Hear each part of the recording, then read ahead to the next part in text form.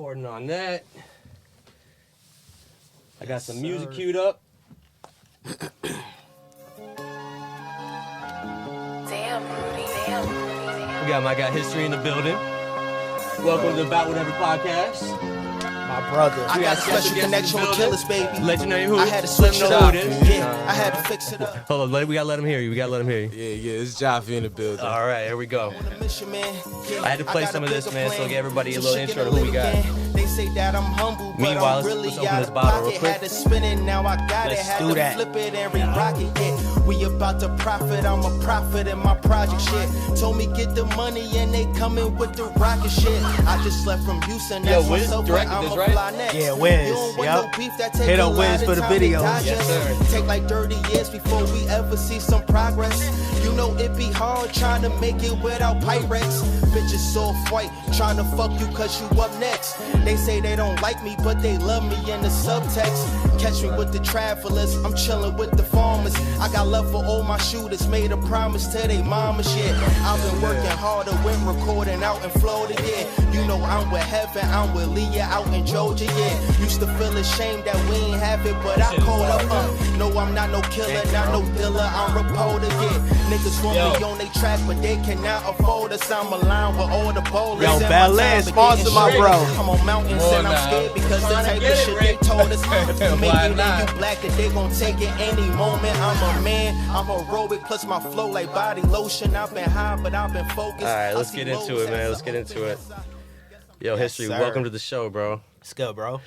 I'm chilling, man. We've been kicking it for a little minute before the show even started. Hell yeah. We've been hanging, you know. Normal shit. Yeah, yes, sir. But let's get a little introduction to who we got on the show officially here. Word up. We got History, Yes, sir. Mogul Club. Tell them a little bit about what it is that you do. Shit, man. And my bad. Cheers. Let's cheers to that too. Cheers. Actually. Cheers. Cheers. This is dope. Boom, boom, boom. My brother. Yes, sir. Well, yeah, I'm History H. Illa. Okay.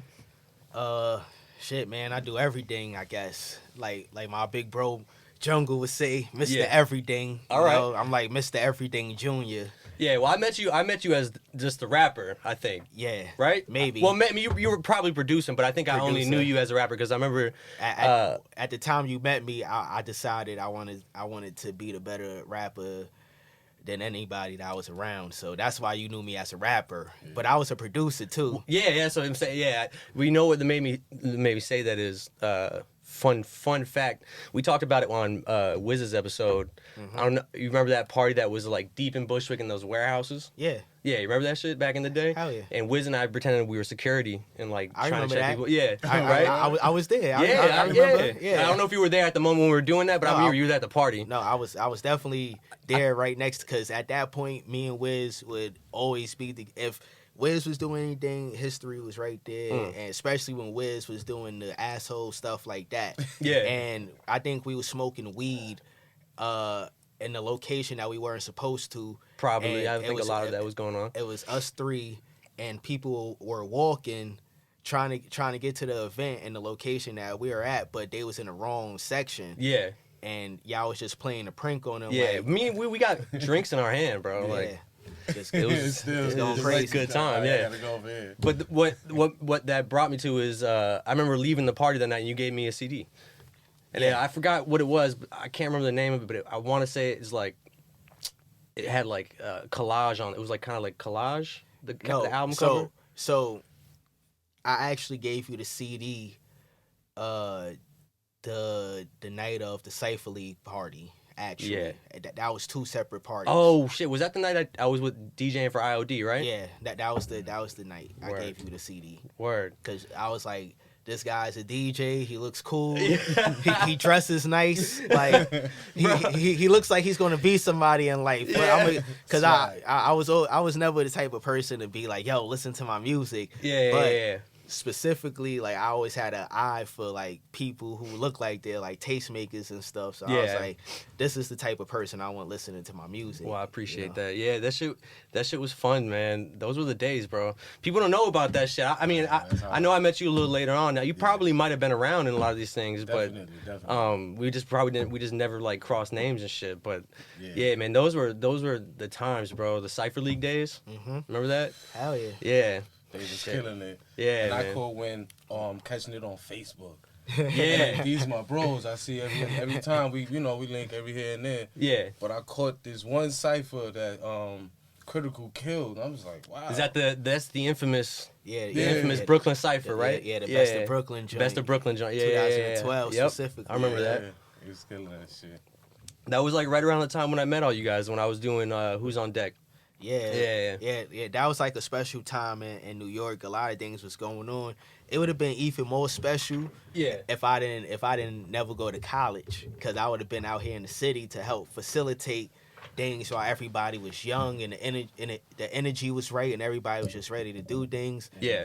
I always had the plan, but I feel like me missing out from 2011 to the time you met me, which is 2014.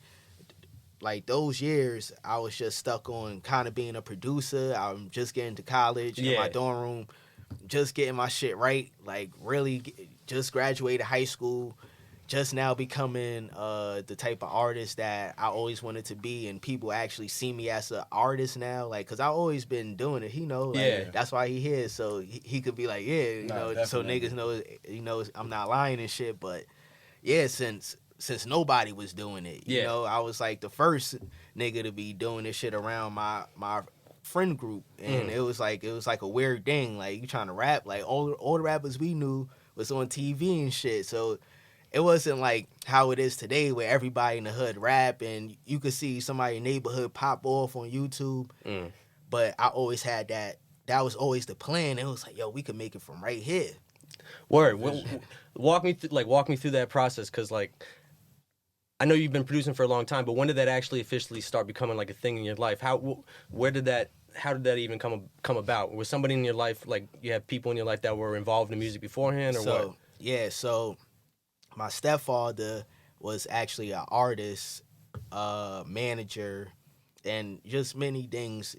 He tried to work his way into the music industry, and he had a lot of ups and downs, you know, in the music industry.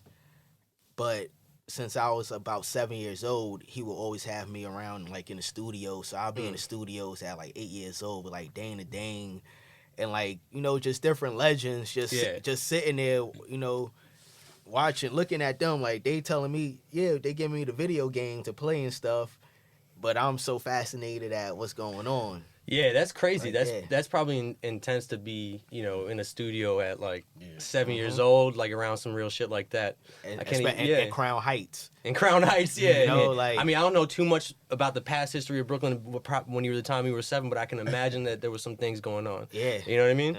Yeah. Yeah, so it was like that happened, and one of my close friends died when I was 8 years old too. Like, and he was 7, so that started giving me emotions very early that, you know, kids don't necessarily get to have at that age. And it was just like, what the fuck is life? I started thinking about certain things, and I was never really good in school at that time because I was always thinking, I always had to teach myself. So at one point in life, I couldn't hear. My mom's like, she thought, like, you know, something was wrong with me. What age was this? Like baby years. Okay. You know, and that came down to the point where it fucked with my speech, like everything, you know, and my mom just knew something was wrong. Come to find out, you know, I had a hearing issue. And I had to get like tubes put in my ear, all types of stuff, surgery by the time I was like 5. And just being in class and stuff, I could never understand what was going on around me too much, but I always put things together. So my mind like started putting things together like real early. Instead of me talking and being able to really get what I wanted to say out, it was like I just think it. And I didn't know how to get that across until I started getting my hearing, and now I'm in class, and now I gotta kind of keep up with the other kids, but I can't really, but I can, like, it's at the same time. And for some reason, I just started picking up the books that I had in class back home and just started teaching myself. like math and stuff like that, and didn't go into class.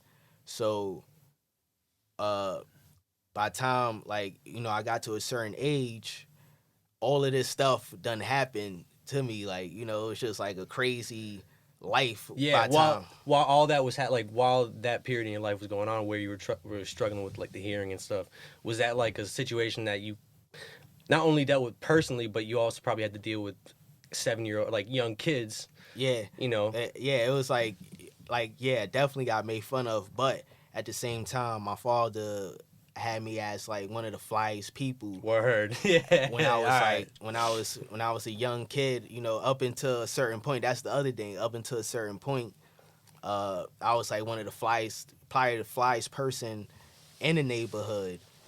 So people was able to make fun of me, threaten my family, like all types of stuff growing up in Crown Heights because of what my father did for us. Me and my family, even though we was in the hood and stuff, he did what he had to do, whether it was legal, not illegal, whatever. He did what he had to do to keep things going. And by the time I was 9 years old, all of this done happened, and now I'm moving to Bed-Stuy from Crown Heights. Now I've been in East New York when I was a baby, went to Crown Heights, and then finally moved to Bed-Stuy. I was probably 8 or 9, and my father decides to drop all the illegal stuff he's doing, everything, and he lost his job and all types of stuff, and decided to go into the military. Word. And that's when around the time he met me. So now things are like, I go from like being the flyest person in the hood and where I'm around, and then I move to Bed-Stuy, and it's like, oh, the family got to take a setback. Oh, Word. You got and that's rough for like a young kid to comprehend. You know what I mean? Mm-hmm. Yeah. And it's like, oh shit, like bet. What I'm gonna do now? So I told you I always had to go to my books and teach myself. So me always going to books myself, that's how I started writing raps. Cause it was like, oh, a book here, I got all these emotions, all this shit happening in life. I'm only 9, but I didn't, like, you're not thinking like that at that time, but now reflecting, I'm like, oh, that's why I did it, because you don't have nothing else to do. Yeah, you it's need like, some sort of outlet. Yeah, word. And I'm already knowing about the studios and stuff, already kind of been around that. Actually grew up in the building with Buckshot Shorty. Yo, okay, I keep going. We're gonna talk about that. And from there it was like, yo, like, let me write something. So my first rap ever was about big women, like respecting big women in a way, because for some reason I knew it was right to think about what you wanted to write. And my mother is, she's a little on the plus size. Mm-hmm. And so I was like, man, my first rap gonna be something that my moms could listen to. You gotta show your moms the rap, your first rap. So you keep the other ones in the back. You know what I mean? You keep the other ones in the back. Yo, my bad to catch you off. Can you just move back? I just want to make sure you're still not cut off on the camera. To your left a little bit. Perfect, right there. Good. I just want to make sure I don't want you to be like watching the shit. Like my face is blocked off by the mic. Okay, my bad. Keep going on. I didn't mean to stop that. Nah, it's all good, bro. But yeah. So all of that was happening, bro, and that's really how I started rapping. And I knew from jump I needed to rap about something, because I had to show my moms my first rap. And like her and my father always say this one line. Like I said this line, like, tell the girls I got candy, like on some braggadocious, like, yo, tell the girls I got candy, like. And my father would say that line forever. Yeah.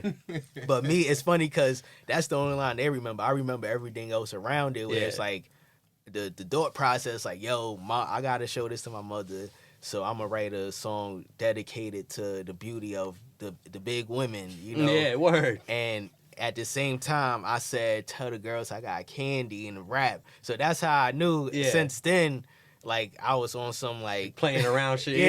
I was on player shit. Yeah. Word. Well, what I was going to go back to, I was like, I was interested, because when I first moved to New York, New York City. Yeah. Like it was 2011 ish. Yeah, 2011. I've been here ever since. But like growing up in South Florida, like the artists that we grew up listening to was, 504 Boys, fucking fucking Hot Boys. Who else? I mean, Gucci, Boozy, Rick Ross.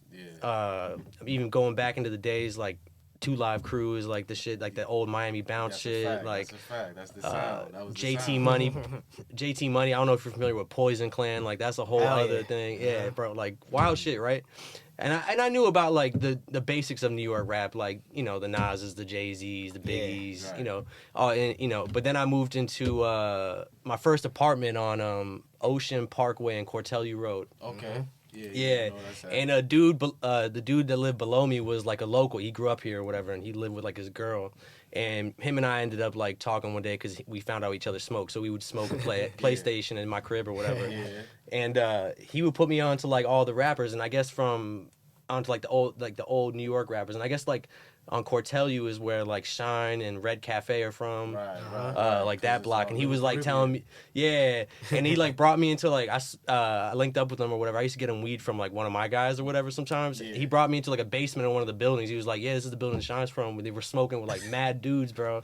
It was like my second year in New York. Like that. I was like, this New is York history. Yeah, but he was putting me on. He was putting me on to like Gravediggers and shit. I'm like, he's like, Flatbush Zombies. I'm like, yeah, I know. He's like, yo, but like this is like the shit before him and shit. So like, what was like? I know Buckshot or whatever from the record. What's the record label? I'm bugging on the label. Duck Down Records. Yeah, Duck Down. Duck Down. Who was some of the shit like your dad was playing when you were young that you can like really sit back and remember that was like influential?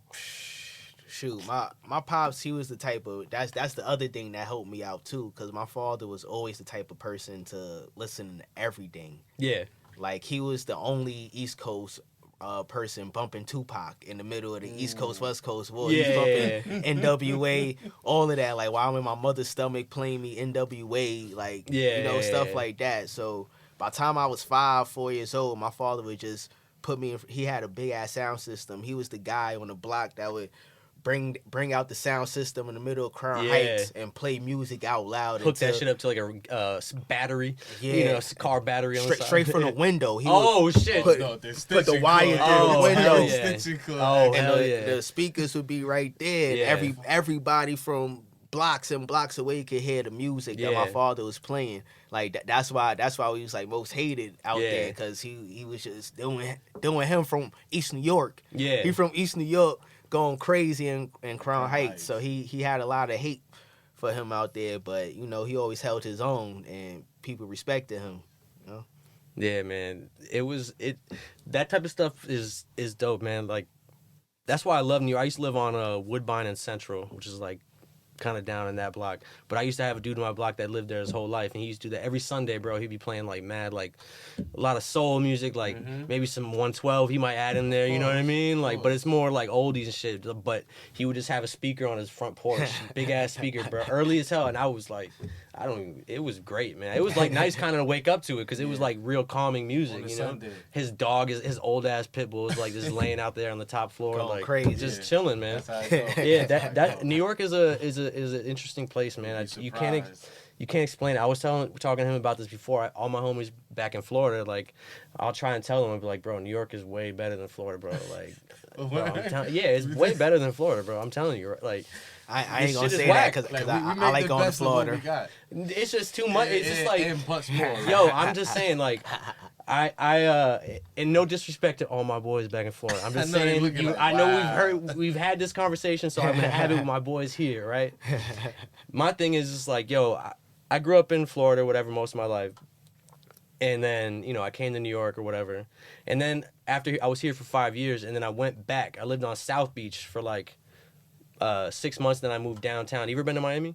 Yeah. You know where like 11 is, that 24-hour strip club? Yeah. I lived right across the street from that. Like, wow. Dad, never stepped foot in there. I don't know. It'd be like that. Yeah, I never went in there, bro. But like, Florida's cool, man. Like Miami's cool, but it's just like, I've been in New York for 10, almost 11 years now, and I still see new shit every single day.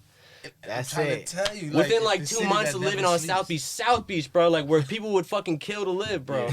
Like, It's still mind you, I was me and my homie were sleeping in a studio apartment, so it wasn't anything lavish for 6 months. And then we got we got a 2-bedroom after that, but still, I woke up and I was on the beach, like right there, like you can't boom, beat that. You can't beat it. You probably got a lot of numbers during that time, Bro, huh? you know what's so special about that place?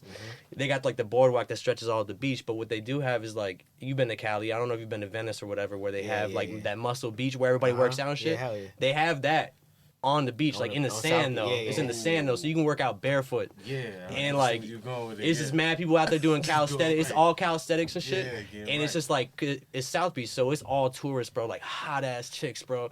Just like coming and watching you working out. You're like, oh, you know what I'm saying? You're doing a couple extra pull ups. Yeah, you know what I'm saying? Like, got to. But after all that, after like 2 or 3 months, bro, I'm like, all right, man, I've seen it all, bro. I'm like, this shit's boring, bro. Like, I get it, dude. Like, you get the rundown. I'm good, bro. Like, and I also try to tell him. I'm like, bro, the girls in New York are way better than the girls in Miami, bro. And people, the average dude will be like, nah, no way, bro. And I'm like, my God, you gotta think about this shit. You gotta think about this. In Miami, you're not really wearing any clothes. It's easy for a girl to look great, like she has high sex appeal when she's more sex appeal when she might be exposed a little bit more. It takes a lot, like. When you see some of these girls in the wintertime just looking bad as hell, you're like, bro, she knows she's bad. She put that shit together. She put it together well. You know what I mean? Yeah. Like, New York, it's much more effort. It's effort. It's the swag. That's how. Yeah. That's New York. Bro. Yeah. Hell yeah. But a New Yorker will tell you like, their attitude. Yeah. For a Florida woman But over because of the attitude. Well, it she depends. will drop that down. Yeah. 10. Yeah. But when she open her mouth, you're like, You know what I still haven't? I've been here for this long. no you know, disrespect.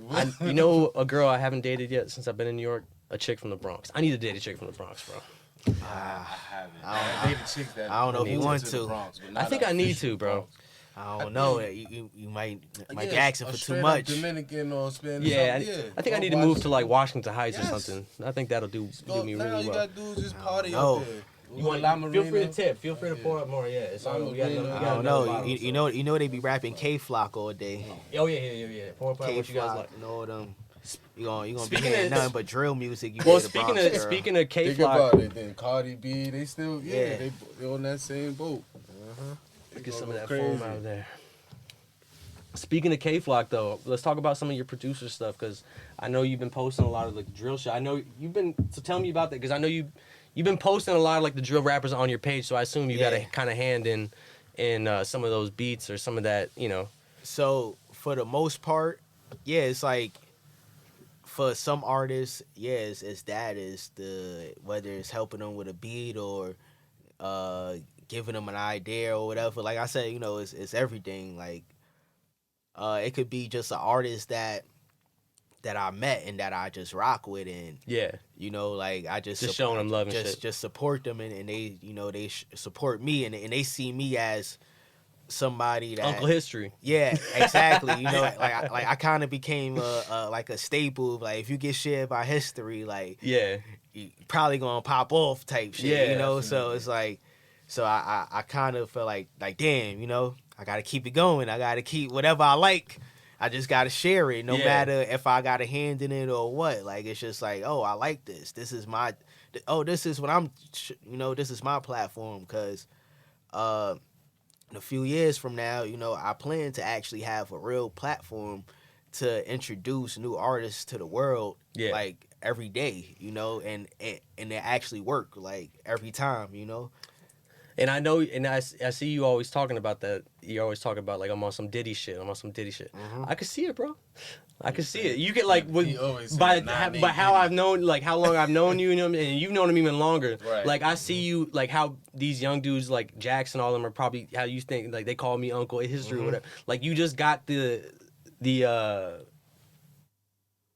the whole package is you look like you got somebody that's got it together, and it's like you could you look like somebody that they could put their hands in you and trustworthy. You know what I'm saying? Like and trust that they have their best interests and shit. Like I get that vibe from you, and that's what Word up. And that's what I wanted. I was trying to if we had Jackson here as well, I was gonna be like, yo, you got yourself like you fell in good hands. You know what I mean?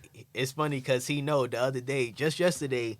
He said, "Yo, I got Master Splinter." Like, like he was just giving me mad praise yesterday about the same thing. Cause it's like, like I told him, like, yo, all these years I learned everything. Like I done been through everything, from everything, like all of that. Our generation is the generation that did all the work for people like Jax to be able to get on TikTok and go viral and shit. Like. You feel me? Like that's what I like. We was critical when viral. Heaven, aka Heaven. You know, like that was the first time people see him. He was the first rapper people seen on fucking YouTube. Jax, no critical raps from YouTube. That's what I was gonna say. You feel me? I saw. I think it was like a tweet of yours. I was just going through your like you tweeted. You were like, yo, he found you. He saw that Brooklyn Cypher, right? Yeah, and that's crazy. That's what I'm saying. Yeah, I was gonna ask him about a bunch of people started rapping after they heard Radimus, Madwiz, and Heaven rap. Like, a bunch of people all around the world, like they was like, this is what I want to do with my life. Yeah, but isn't that crazy how that shit worked out though? Because it's like this man up in Vermont, just was like just came across some shit, Brooklyn Cypher. And then he was just like, now this man's working with you, bro. Like, it's crazy. He's 22, bro. Crazy. Let's talk a little bit about Jax too. Like, like I said, we were gonna have Jax in. He's your artist, from Vermont. Give me a little breakdown of how you guys kind of met besides that video, and we'll eventually. I want to play one of his songs too as well at some point. But it was crazy. Me and Jax, all right. So the initial meeting was, you know the artist Piff Jones. Yeah. So me and Piff Jones, he's been in the same. Like, he's been in the movement of New York. Queens, since right? Forever, since forever, too. Brooklyn, Queens, he's from Brooklyn and Queens. And that's always been my brother, since we was all doing the little showcases with Dime a Dozen, Joey Badass, Chelsea Reject, everybody, like, all of us in my high school and stuff, and Shy Summers. Shout out Shy Summers, man. Shout out Shy. Like all these people, like we was right there together, and me and Piff Jones. He just always made me laugh when we was younger, and for some reason I just always believed in him. I think I believed in him and a lot more than a lot of people around me. So he always gravitated to me, for some reason. Like, he would always ask me to do features or, come out to my show, this and that. Or I would just send him beats, because I could make beats. And, it's like that was always my thing. If I can't give you a rap feature, I can make the beat for you. Yeah, I always, anytime I fucking missed out on something for rap or whatever, like, yo, I couldn't make it to your show. Here go a beat pack. Word. I can make it, it's not like my relationship with people and rappers and all. It works different because I could always offer something, and that's what kept me going. Me being able to offer a bunch of stuff, and but yeah, with Piff Jones, me and my brother Hank produced a beat for him that and the song was going crazy, so he decided to shoot a video for it. Which song was this? More Better, or I'm a little drunk and tipsy right now, so I know I done did a lot of songs, so I don't know all the titles to every song I got you. But fucking, if you look up Piff Jones produced by H. Illa, you'll find that and a few others probably. But so he got that.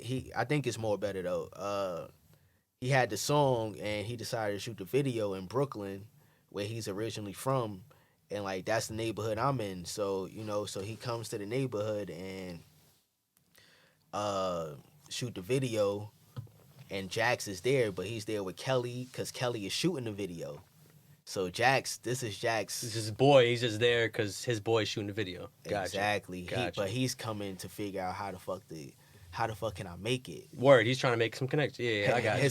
So his first step, like, literally they was like, well, bro, you got to come out to New York and start coming to New York with us to fucking get on and shit, blah, blah, blah. Yeah. You know, and like, he's like, all right, bet. So he comes to New York, hangs out with Piff Jones and Queensbridge and stuff for the day, and then comes... Wait, this man on his first day was hanging with Piff Jones and Hey, Queensbridge. look, not just anywhere, though, yo. We talking about Queens. Queensbridge, bro. Come on. You Like, feel me? Like, and they loved him from jump. Like, Yeah. he always told. That's why he went back just recently, because he always kept talking. He was like, "Yo, they loved me when I was out there, bro. I gotta go back." Yeah. He always kept talking about how the guys hooked him up with the Zaza stuff, Yeah, because he didn't know what yeah. Zaza was. He Up at in that Vermont, time, that's what I'm you know? saying. Everywhere else, they're a couple years late, man. Yeah, you know. they asked him if he wanted block work or Zaza. He said block work, because block work just sound stronger than Zaza. That's Rex, my guy. He was about to go. He was about to go with the block work, and they saved him. They was like, "Nah, you don't want that." So he was like, "Yo, they call me Loopy, because he was out there drinking and smoking with them." Just word, he hesitate. No that's why he my boy. Yeah, you know, that's like up. That's you know, what's up. he's a real human being. Like, he could literally be around anybody. So he enjoyed himself out in Queensbridge. Most people wouldn't. Yeah. You know, he enjoyed himself, and They then showed them love, and and then he embraced it. Yeah. then he came to Brooklyn, and that's when we met. So they're shooting a video. And remind me whose video were they shooting? It's Piff Jones' video. Piff Jones' video. Okay, my bad. Produced by me and my boy Hank Hill. Got you. So we're chilling there, we're smoking and stuff, and it's me and Jax. It's mad cold, by the way. It's like January or something, or December. One of those. We never could really remember the exact month or year we met, because it was like around either before COVID or right when COVID started. Yeah. So we never really know. But that day, And we're back. No visuals. but fuck it. The camera died. Side. But it's all good, baby. We're back. God don't want y'all to see how I look when I talk like this. Oh, we y'all might- missed it too. We popped another bottle. We popped another bottle. Yes, exactly. Rick, that's two. And I rolled up, and you know, my moms don't get to see the weed and all of this. Oh yeah, we'll keep anymore. that. Yeah, we'll save that for celebration after. Yeah. We don't even gotta worry about where things are placed anymore. We're just good. Yeah. All right. Perfect. So if we can even get back to where were we at? We were at Jax. So we was at How I Met Jax. So Yeah. I remember exactly where we was at. It was right before I told you about how we got in the whip. So It was the video shoot. I the think. video, yep. Oh yeah, Kelly was So- in town shooting video for Piff Jones. Yep. His boys were like, "Yo, come to the city to try and make some connects." Bro, trust me, I know exactly where I'm at. You know, Gotcha. my memory is one of the best memories ever. He know, Yeah. everybody know that, because I remember everything. But exactly where I was at was right before we got in the car. So Piff and Kelly, they like, yo, you gotta, Piff was like, he's a producer. Oh yeah, you're an artist, right? Yo, y'all link up, because they about to go shoot a scene. So you know how it is when you rap or shooting a scene. Yeah. You just take the director and go. So that's what they did, and they left me with Jax. And I'm like, we got the blunt in our hand, and I'm just like, I'm smoking with this young white kid. You know? It's like fuck it, like young white kid. Yo, you know about this Za? Like dingy clothes. Just real, just Wasn't on his rapper shit yet. yeah, like He was just real on his. He's young, right? 20. yeah, he was about 18, 19 at that time, and he was just like, yo, just looked like he was hustling. Yeah.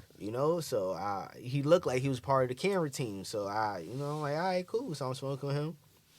And Piff left us. He was like, oh yeah, y'all make music. Yo, chop it up about music. And then walked away. Yeah.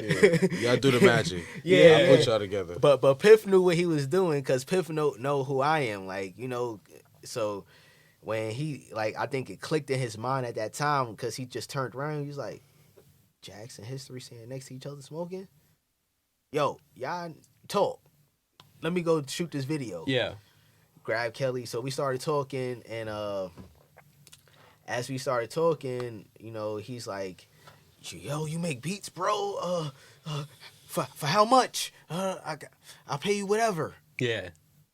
And I'm listening to him. I'm like, this kid is down to pay for beats. Word. You know, and like I've been doing this for a long time, so But you weren't having people paying you for beats before that, or nah, yeah, you but were, right? but people don't like that's another thing I'm good at is understanding people from like their words and their actions, just from knowing other people. Yeah. You know, so I could tell what type of person you are and like in a few words type shit. You know, so I calculated what he said and it was, you know, I'm down to pay for whatever, you know, and usually artists that are hungry don't say that. They think is I could put you on, yo, trust me. They think they think they're helping you out. Yeah, you know, Yeah. that's usually their approach.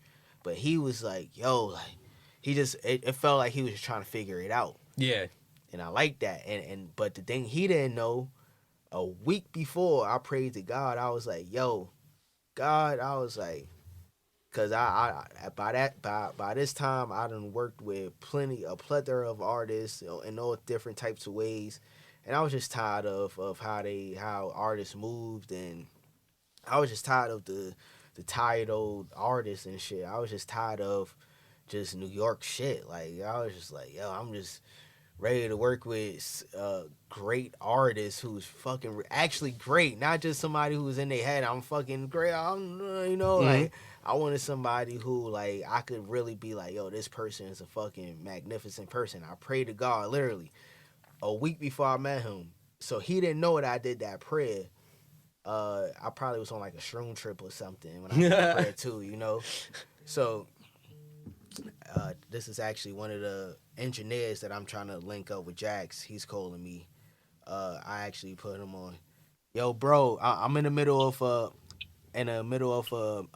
a podcast thing, but I'm gonna call you back. But you know, can you just tell the people how you just met me and you know how I do and stuff? Yeah. Let them know. Who am I supposed to be telling this though to? Everybody. You talking to the world, man. I will tell everybody that I know. Tell everybody that you know what you know about me in the few days that you met me. I don't. Okay, yeah, I'll tell everybody that. Right now. I'll call up some homies right now. Nah, you on the air, man. We're talking about you on a live podcast. Oh, I'm on the air? You on the air. Oh, history is one of the most knowledgeable curators I've ever met. You know, he's known first and foremost as an artist, you know, or as a producer, but he's also, his knowledge of the game goes so deep, and his vision goes, you know, into the future, hundreds of years. You know, he wants to be able to take the music that we have now and influence the entire generations to come. He's an absolutely fanatic when it comes to this music, and he's got an ear very different than most people. You know, he's constantly thinking about his next move. He's constantly taking time out of his day to find people who can elevate the culture, not just himself. You know, he's got a very interesting way of looking at people and the way that they work and seeing about their intentions and knowing that their intentions are in a good place and they're going to be, you know, somebody that they want to work with in the future, and he wants to bring them into the community for good reasons, opposed to, you know, shallow reasons. He really cares about the world and the people and the industry that he works in. That's history right there. History's my man. Is he familiar with Jax too, or is it? This is my brother Ted. So right now I'm working on making Ted Jax's main engineer. So 10 years from now, when Ted is Jax's main engineer, we could go back on this. Yeah. Yeah. So this is Ted. He's actually doing the process of becoming Jax's main engineer and shit, and that's why he's calling me, because he's trying to make it happen. He's got me right there. Yeah, 100%. Hey man, well, best of luck to you, bro. You got somebody you're in good hands, bro. Thank you. I appreciate that. And bro, I'm gonna call. I know I promised to call you, but I'm gonna call you back after this and stuff. All right? 100%. All right. Thank you, bro. Bye. All right. So yeah, I just met him in Vermont. You know, like, and I seen him working. Yeah. Going crazy, working with all the artists. He was ready. You know, he brought his equipment to the crib. Got SSG, Kobe, Jax, everybody, all these people, Rich and Mary, mixing them, all different types of ears and minds. calm. This SSG Kobe dude, I got put onto his music when I was looking at Jack stuff. He's from Vermont as well? No, he's from, I think he's from like the same place Jack Harlow's from. Like Missouri, it's like somewhere Midwest, right? Kentucky. Kentucky. Yeah, something Kentucky, like that. Kentucky, Yeah, Kentucky. something like that. Yeah. Yeah. Okay, word. No, because I was Louisville. I think so. Yeah. Louisville. Yeah.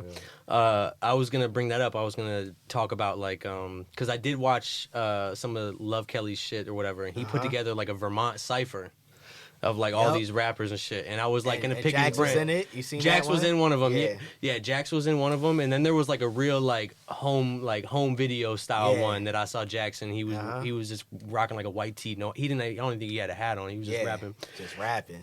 But I was like looking at them up, and I was gonna, pick his brain about the Vermont rap scene. From what you've experienced through Jax, like tell me a little bit about that, because I'm interested too. Because like I said, I have connections to Burlington just from being my family and like growing up in my younger years right across the lake from there. So I used to be there all the time. Yeah. So the whole time I was in Vermont, it reminded me of like what I seen Philly was at a certain point in a moment. I started feeling like Jay-Z. Yeah. When he first went to Philly and got to hear, well, not even, he didn't even have to go to Philly to hear these, right? They came to him. But when he first started hearing all of these Philly artists and stuff, and it's like, oh shit. Yeah. Like, like I got it. It's like you in New York this whole time, and all these motherfuckers in New York, everybody feel like they know what the fuck they doing. So it's like you can't teach nobody nothing. It's like yo, like why nobody has history, A&R, every fucking project they drop in New York. You know, like why? Somebody in Atlanta, if a history in Atlanta, the Atlanta artists would have history on fucking every single project. Yeah. And vice and everywhere. But in New York, people don't even realize when they got a history next to them.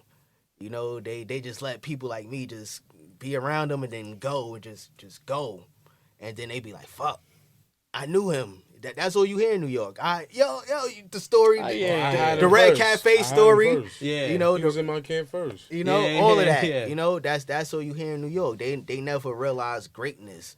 You think it's just because we got so much? Not so much greatness. It's true. We do have so much greatness, but there's yeah. also so much stimulation, bro. There's so many every day there.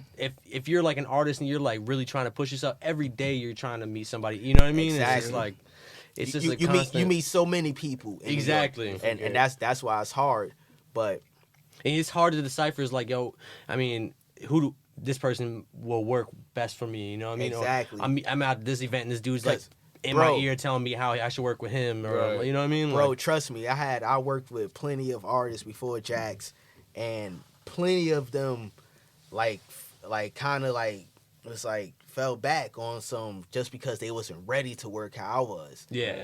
That was the main thing with Jax. The first day I sat with Jax, when we got in the car and he played me his music, everything that's happening now, I told him first of all in the car. It wasn't like later on, like it was like the first seconds I met Jax, I told him, yo, we gonna do this, we gonna do that, boom, boom, boom, boom, boom, this and that. For the rest of the day, I'm telling him how our life is gonna be now, now that we met each other. Yeah. Because he, like I said, I was already praying for the next artist, and him coming to me like, yo, I need beats, and then he's playing me rough drafts. He's not even playing me records. He don't even got records. He hasn't been in the real studio ever yet. He's just playing me rough drafts in the car, and I'm listening. I'm like, nah. Yeah. You about to be one of the greats. Yeah. Like, just going crazy, but that's just that God thing that, that comes from God. I start getting those emotions and I start letting them out. I'm like, yo, boom, boom, boom, boom, boom. And he's just excited because this is the first time he ever heard somebody speak about him in that manner. Yeah. Like, he's and this is his first time in New York. Word. Yeah. He's just, and now he has this guy in his ear like, yo, I promise you, like, you going to be, like, we could make something happen. So, fast forward, you know, I try to introduce him to a bunch of A&Rs that I knew, but you know, like you know how it goes, like you know what it is. Jax didn't even have no music out. He ain't had no music at all. What are the numbers like? Exactly. So what I did was he needed a official session. My engineer is Joe Grasso, who is like one of the top upcoming producers / engineers in the industry, all types of plaques and stuff, Grammy nominated. And this is a guy that I believed in from beginning. You know, again, another guy I believed in from the beginning. He actually engineered the whole Gods and Pimps that I gave to you. Yeah. You know, so that started his whole engineering. Like, yo, I'm about to take over this engineering shit. You know, so he always look out for me whenever. So I brought him Jax. So I'm like, yo, you already mixing Lil Nas X and all these top motherfuckers. Yeah. Like we need that mix for this guy. So I brought Jax to him. Jax came from Vermont to New York with his homies. And we started recording. We recorded. Joe was like, wow. And I was like, that certified to me who he was, or who I already know he was when he recorded 2 songs. Mm-hmm. Like a week or two later, he ends up getting a phone call from a friend called Ja, and he's like, yo, I got a number, I can help get you, like all types of stuff. And Jax just couldn't believe it, like, whatever, just kind of treated it like whatever. Got a call back, like, nah, like, he really got this number from Twitter, like, he could call them, like, stuff like Jax will eventually tell you the whole story, but, so after that, he let Ja just do the call. He was like, you know what, cool, fuck it. So he had these 2 songs ready that we just got done with Joe. So he's just like, you know what, fuck it, like, do it. So Ja does this call, and Tunde from LVRN, that's who number it was. He answered 2 a.m, and he's just like, yo, like, what's up? Like, like, I never do this. So, make it good, basically. Yeah. And John, and it was like, yo, we got the next guy. Blah, blah, blah. So he's like, yo, send me the music. Oh, send me the music. Yeah. Let me fucking go to sleep. Leave me the fuck alone. Basically. And they sent him Jax 2 songs that we just got recorded with Joe. And the next day they flew him out to sign him. That's wild. Because I saw it's Universal, right? Universal Music Group through LVRN. It's Interscope and LVRN. Interscope? Oh, yeah, but it's I think Interscope is under Universal. Yeah, I think so. Because I was like looking at those videos that said UMG. I'm like, all right, word. But it's Interscope. All right, cool, nice. Fuck it. Let's the song that let's talk about before we do actually play one of the songs. And then I was thinking about, since we ran out of visuals, you know what we'll do? I know you can probably get me some access to just like some regular like Jax like B-roll. Yeah. Because we're talking about him right now, so we'll put that on there. And got all that. We'll do all that. We'll make sure everybody gets a little thing. But the song I keep hearing about is East Side, but that still hasn't been released yet, right? That's the song that everybody's talking about. That's the song everybody. Have you heard this? Have you heard the? I heard the snippet. The snippet, right? Mm-hmm. Nah, he heard the full song, but he know all the songs from Jax before everybody. Oh, so he did. Oh, okay. You heard East Side, hell yeah, you heard all the songs before everybody. Before I play one of the newer songs? What was like? I know you said you were listening to some of like the rough drafts before. Like, what was like what's your song with Jax right now? Like, what's the song that you're like, yo, this is it East Side? Because everybody, I mean, from what I've seen, like everybody's wanting like an official video for it. Or bro, literally, Jax makes nothing but hits. So it's like it'd be hard to really decide like what's next. That's why it's good that the fans chose East Side. Yeah, because we wouldn't know what the fuck to drop next. Well, it's that hook, man. Right? It's the hook on the song, or is it a verse or is it the hook?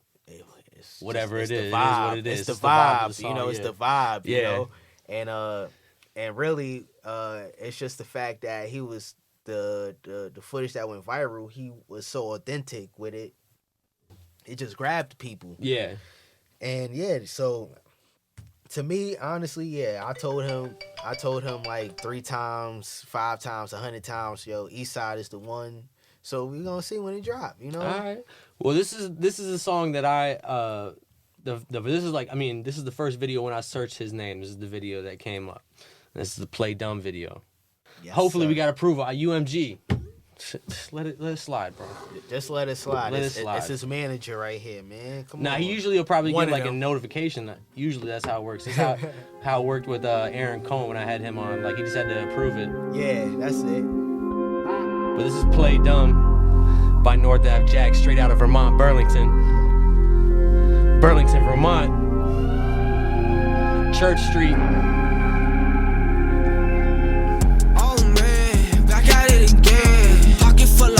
I'm a job in the land. Know they talking spicy, but they do not understand who the fuck I am. Keep it a G, I'm a G. Fuck you talking about? They don't see it how I see it, boy. I've been around, and I've been moving too elusive, but I've been in style. This shit way too exclusive, got it figured out. This for the times I ain't wanna. This for the times I struggle. This for the times I ain't listen. This for the times I fucked up. I swear that I had enough of that. I've been reaching out, man. Yo, for real, y'all definitely need that Ben and Jerry's sponsorship. The only thing bigger than Jackson, Vermont is Ben and Jerry's. Bro, you know what else you need? The Build-A-Bear, bro. The Build-A-Bear too. We coming for everything. Vermont 802. Bro, you need a North Ave Jax Build-A-Bear. That's what we coming for. That's your bitch, why she say that you not dating? No, it don't make sense. No, it don't make shawty naked. Minutes after numbers we exchanging. Once I hit, I kicked out. There ain't no way she staying. Only care about my bank account, I need them payments. Look at who I run with, some shooters and they dangerous. Juice and I'm thugging, feel like a bad boy. Yeah, they want me to lose and that's bro, you wanna know what's funny? You wanna know what's funny? Cause like he's not even lying in that line. Like he don't want to say he got shooters and they like that's not something he want to say, but it's something that's a part of his life. And it's like he's just this white kid from Vermont, so people just be thinking, but yo, you go with him to Vermont, bro. All he hang out with is the shooters. He's not I'm in the club with all the you know, and Jax is outside with the hoodlums. Bro, you know Vermont is open. I mean, you can basically. I'm pretty sure you can get any type of gun you want in Vermont, bro. Bro, like Jax is outside with the hoodlums. I'm in the club having fun, like you know, like. But he can't even get in the club because he's 20. Yeah, damn. So he doesn't have the pass yet? He's just outside ducking. He do, but he don't want to take the risk of losing his ID, you know? Oh, no, not the ID. He doesn't have the pass. He's not recognized by the bouncers. They're just like, all right, we'll let him in. The bouncers out there don't even give a fuck in Vermont, honestly. Yeah, they're just like, you got an ID or what, bro? Yeah, they don't give a fuck. Yeah, they don't know nobody. They don't know shit. Like, you know, they just like, yeah, this is our job. Like, you know, it's not like New York where it's like, oh, you're a star. You know, like that's literally a job to them. Like that's it. Like, there's no like understanding of that type of shit out there for real. Yeah, not yet. But not yet. Yo, that'd be tight though if Jax got a like a flavor, like a Ben and Jerry flavor or some shit. That'd be tight, bro. Yo, that would be crazy. Yo, that's what we working on. That'd be crazy. I done reached out to them in like 1,000 different ways, but we just gonna let the music talk, and you know we gonna get back to them. You know what else is another thing you should check out? It's out in Vermont. Like another thing that's out there, Magic Hat Brewery, big brewery out there. Or maybe some North Ave Jax beer. Yo, or a special edition. That's another thing you gotta look at. I might be able to help you out with that because my aunt's husband used to work at that shit out in Vermont. Yo, Jax, he's gonna help us out with it. We might be able to get it. You know, we gonna make it happen. We gonna do some talking and go. And Jax turns 21 this September.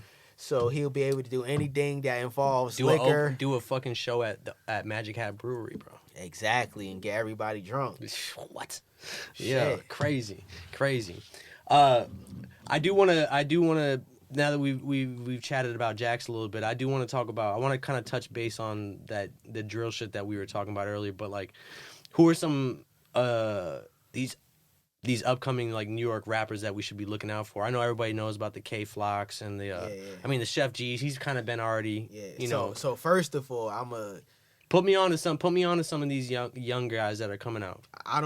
the first person I'm gonna say, I don't know if I'm putting you on to him, but I'm gonna just say my bro Busy Banks is like. I know Busy. I've heard it. I don't know a lot of his music, but I know the name for sure. He's like, all right. I know a lot of people love Pop Smoke. Yeah. And a lot of people look up to Pop Smoke, and you know, Pop Smoke is the guy. He's like the Biggie Smalls of our generation, right? I was talking about this the other day. We were talking about like I sent my homies back in the chat like the whole shit of 6ix9ine over in Flushing or whatever, and they were like, "Oh, that's the king of New York, right?" Blah blah blah. I'm like, nah, really, it would have been Smoke. Like It's still Pop Smoke. it's still Pop Smoke, yeah. Always. And that's why he's the new generation Biggie. Cause Yeah. Biggie is still the king of New York, and he's been dead for how long? So Yeah. Pop Smoke is the king of this generation's New York, and Bro, imagine you know, it's gonna be for a minute. Like nobody can outdo what Pop Smoke did in the time that he did it. and you know the what I'm time saying? he Like, did it. Like none of them could. Bro, I'll never forget. None of them dude. could sound like him. The summer that Welcome to the Party came out, I went to a 4th of July party at this warehouse, like up top on the roof. And I swear to God, bro, I never felt so scared in my entire life that a roof was gonna collapse. Yeah, like bro. it was a moment in time Yeah, in New York bro. when he dropped that shit. Yeah, bro. Where everybody was bouncing so fucking hard that I had to Yeah. go to like all the way other end because I was convinced that the shit was gonna fall in. And I was putting people on to Welcome to the Party too. Bro. I probably put him on the Welcome. I don't know. 'Cause My homies, they I were always late on put him. people I was like, "Yo, this shit is tight." They were like, Nah, whatever. he put me on the busy. On the busy?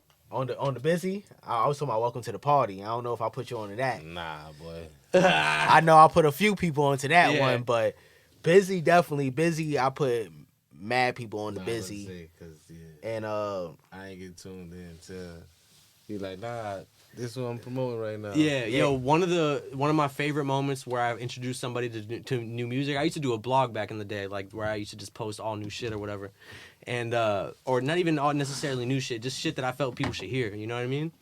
But when I was working at Mass Appeal back in the day, I ended up linking up with this dude Tiny, who is affiliated with Heatmakers, and so I went to the Heatmaker studio. And like was chilling with them, smoking and drinking with one of my homies that I worked with at Massfield, like another intern. I was an intern at the time, so I invited him with me and shit. I ended up interning at Mass Appeal because of this guy too, which ended up getting Radimus signed to Payday. Yo, we talked about that with Rad on the show. Yeah. Come on, I told you I'm the Forrest Gump of hip hop. You know what's so crazy about that? What's so crazy about that is like I That's left. fucking fire. I left Mass Appeal, which He got me the internship. He gave me the internship. Actually. Yo, and I took it and I got Radimus signed. yo, I'm glad you brought that up because we were talking about that either. I mean, I definitely talked about it with Rad, but I think we talked about it with Wiz as well. What was so crazy about that was like I left Mass Appeal and moved back to. This is when I moved back to Florida. I went to South Beach or whatever. This is the time I'm talking about. And in reality, like you know how you look back on shit, you're like, damn, I should have handled that differently, or I should have did something different, whatever. What you could have did differently. What all the things that I could have, all the things that I could have did differently, and the situation that I could have did differently was, I got hired there as an intern, and within 2 months they started paying me as an employee, but like not like a salary, but just like a stipend, you know what I mean? But it wasn't enough, and I was young, and I was going through some like real wild shit, like personal life shit, to the point where I was just like, yo, I'm just gonna leave, I'm just gonna bounce. It's not enough. Yeah. I was just like, I didn't understand, I didn't comprehend, or I wasn't able to I would say I wasn't able to handle. It was fresh out of college. I wasn't able to handle the having responsibilities of a job that takes a lot of my time that's not paying me that much. Yeah. And also working a job that like paid my bills. I just felt so overwhelmed, right? So I left. I ended up working a slip and slide for like 3 months when I moved back to South Beach. But I just felt like that was just whatever. But when I first moved to Florida, my boy Will, who called me. Scott. Yeah, Will. Shout out Will Scott. He's over at Payday still, I believe. He called me and was just like, "Yo, I forgot what project it was, but it was like, yo, you know anybody that would like be willing to come in and help like package?" I was like packaging the product, right? It was for Run the Jewels. Yeah, it was Run the Jewels. Yeah. Because when I left, we did the Meow the Jewels, which I was like sending out all the fucking. I don't know. You familiar with Meow the Jewels? Yeah, like that shit was crazy. But he called me and was just like, yo, you know anybody that'd be like willing to do it or whatever. And I legit, it was Mother's Day when he called me. Like, cause I was in the movie seeing Reverence with my mom. Like Reverent with Leonardo DiCaprio when he's like hiding in the deer and shit, or the bear or whatever. Yeah. yeah. And he called me. He was like, "Yo, you know anybody or whatever?" And I literally was like, "Yo, who can I think of that?" And it goes back to the beginning of the show. I was like, "Yo, who can I think of that I feel that I can refer that's gonna be responsible enough to not make me look bad. Like he's gonna go there and do what he's asked to do. Like, you know what I mean? Like No half stepping. Yeah, no bullshit. So immediately I thought of you. I think I hit you and Radimus up, and I was just like, whoever wants to do it. You know what it was? Yeah, you hit a Rad, but you had me in mind, but you hit a Rad because at that point Rad was like the forefront of our movement. Yeah, and I was more connected with Rad just because Exactly. we had seen each other, we had crossed paths so many times. But Rad knew he wouldn't do what I would do in there. So Rad was like, actually, yo, history. Yeah. Yo, you want to do this? And I was like, at that point, like, I ain't have shit else. All I had was $10 in my pocket for like 3 months. Yeah. You know, it's just like, and just dropping the hottest music that I could drop and shit. Literally just $10. Like, I saved $10 for like 3 months. Like, Yeah. yo, I'm not gonna spend this shit because this is all I got, and I'm trying to fucking make it. And you hit me up with that, and I was like, yo, Yeah. it's time. It's just an opportunity, bro. Like, yeah. And yeah, it was just like, yo, if I'm gonna refer anybody, it's gonna be one of you guys. It was just, I just thought Mogul Club in general, and whoever wanted it took it. You know what I mean? And I only knew, really, like you said, I only really was connected with, like, I knew Mad Wiz and I are tight too, but like, but Rad was the forefront. Rad was the forefront at the moment. Yeah, it made sense to put Rad in that position because you figure that he'll work it, but Rad is actually like the type of person not to work that. He's the type of person to be in that situation, but play his part. Yeah, I'm the type of person to be in that situation and do the dumb shit. Like yo, but what happened was in that same moment, Rad and us, we was actually opening up for Nas. That's what at that Brooklyn show, right? And within the same amount of time. Yeah. So while we was just about to open up for Nas, the CEO of their company, I'm interning. I was able to let Will know. I'm like, yo, Will.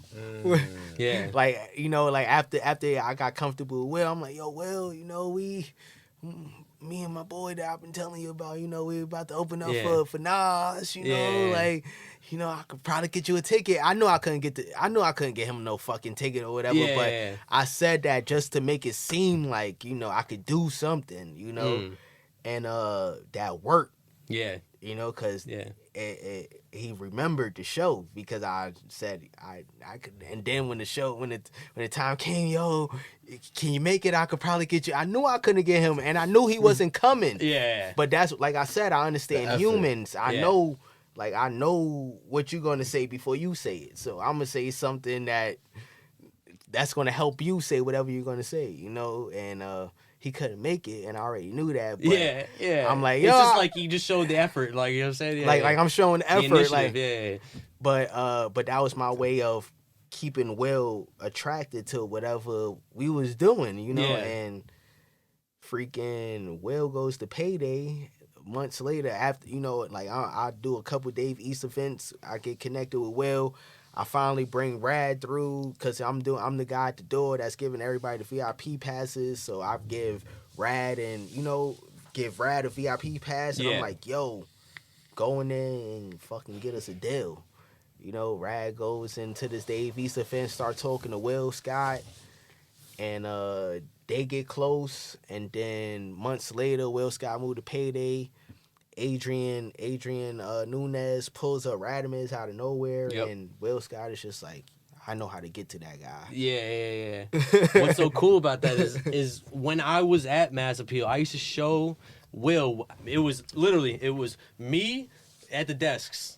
There was 2 desks. Like there was when you walked in. As soon as you walked in, there was desks left because that was the record side, the record label side. Because back then they had the magazine too, so they had the editorial, they had the then they had the record label. So when you walk into the left, there was desks. So it was me, Will, and then my homie Brian Johnston, who's A&R at Atlantic. Wow. And then it was Annie. Amit. Annie was another person that I know you were there when Amit was there, the Indian dude. Yep. Amit.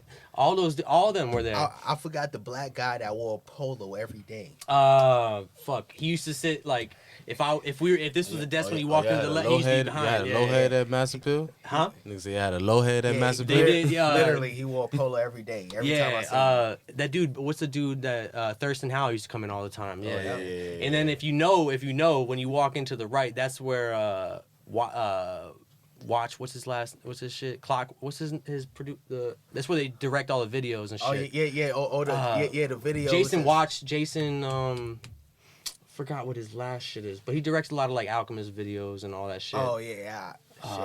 But I know the room that you're talking about with all the TVs. That's where you can stuff. That's the only room you can smoke in there. Yeah. Wow, I didn't know that. Yeah. That was the only room I couldn't go in. Yeah. There's two of them. One is the editor like where Jason would edit and shit, and then the other one is kind of like a green room area, you know. And yeah, man, those are the days. But the funny thing is like, yo, I used to show Will Radimus, I used to show Will Solomon, I used to show all them. So it was like when you got in there and like were able to like, because things progressed as I left and shit, and you, like you said, he opened with for Nas. You were like, yo, I got this dude that's like open for Nas, and it's just like, it's dope to see it come full circle. Yeah. That you were able to like manipulate and pull the strings to where that was able to happen. Yeah. So like.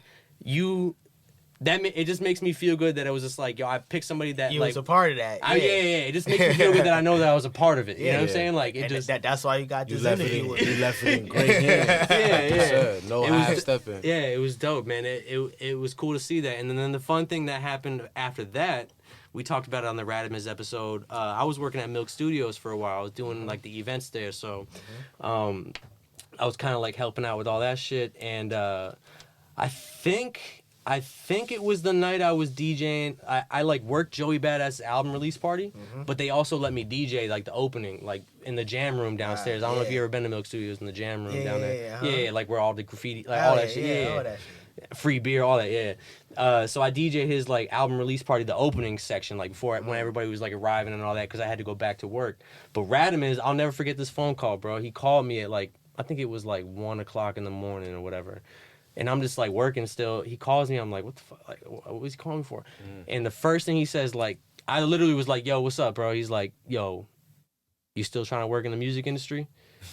And I'm like, yeah, bro. Like, what? Like, what are you talking about? Yeah, of course. And he fucking set me up with an interview for Adrian for like, I think it was like some sort of like A&R position. But they ended up going with somebody from, what's the label that's like affiliated with Payday? Like Ultra? Ultra. Yeah, they kept it like in house with somebody from Ultra or some shit. They did the wrong thing. I tried, bro. And the crazy thing is like they don't know. That's why I'm here, bro. I tried. That's why we here. The funny thing is like I felt so confident about the interview. Yeah, you was the perfect pick, but I killed the interview, bro. And I was just like, they went with somebody, bro. They were like, that ain't do shit. They were like, yo, give me 3 people that you think that you would like work with, right? I swear to God, it's a true story. They were like, give me 3 people that you think are like up and coming right now that you would work with. One I said was, I don't know if you're familiar with this artist named Jameson. Yeah. I've known about him for mad long when I was covering the blog. Like I was just like, yo. So I say Jameson. He goes, oh shit, like, well, we actually are kind of like working out like some sort of like writing deal, like where he would just be a writer or whatever, right? I say 12lin, who was an artist from Miami that I'm like connected with. Adrian tried to get me on a track with 12lin. I said 12lin. I was like, that's like another dude that I'm like, and I'm trying to like give him like people that aren't like known, you know what I'm saying? Like I'm trying to like look good by like giving him people that aren't really like on yet, you know what I'm saying? But that I feel like have the potential to be on. Giving them insight of your vision. And the third one was Jimmy Wapo. And I was like, he was like, oh, well, we're actually talking to Jimmy Wapo.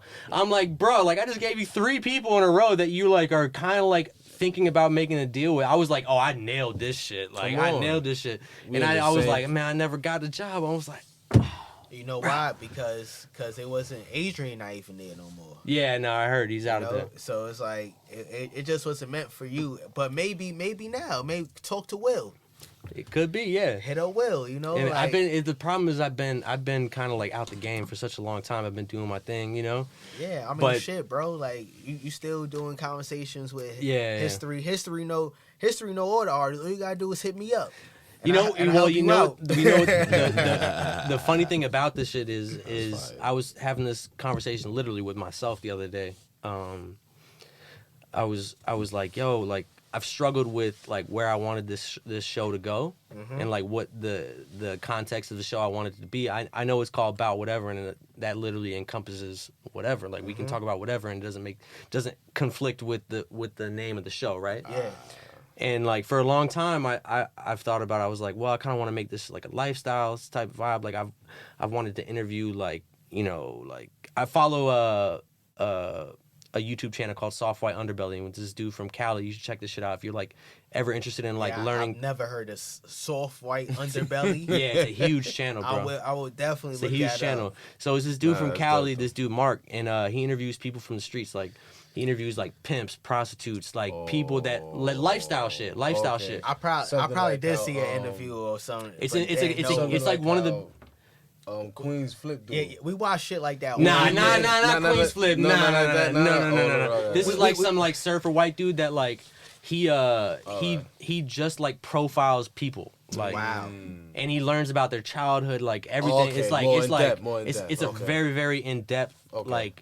thing. I'm Like into where it's shit like, like that though. So. it's like yo, a lot of like you'll read the comments, you'll be like yo, it's so refreshing to see like somebody else is going through whatever it may be. Yeah, the common thing, Bro, common denominator. Yo, people think they the only person going through shit, going like- through shit like that. Yeah. But this is a prostitute that's talking about something that Yeah, you're going yeah, through too, that had or- a crazy or normal pimp, life who or- just had some circumstance yes, that like and then she you know what I'm just- saying, like yeah, okay, and, I like shit like that, yeah. and it's just profiles of people and shit, right? And ideally, like that's what I really wanted this show to be. Okay.